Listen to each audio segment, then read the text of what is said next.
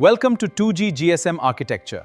It begins with your mobile station, connecting to the base station. Then, the switching center handles it all. That is the complete network. The mobile station is your entry point. It has two parts, mobile equipment and the SIM card. This card inserts into the phone. Together, they connect you. Mobile equipment is the physical hardware. It contains transceivers and user interface. Each is identified by IMEI. Now let us discuss the subscriber identity module.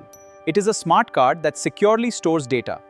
This includes the MC to identify you, and that is how it works. The mobile station path from MS to BSC. There is actually no direct connection.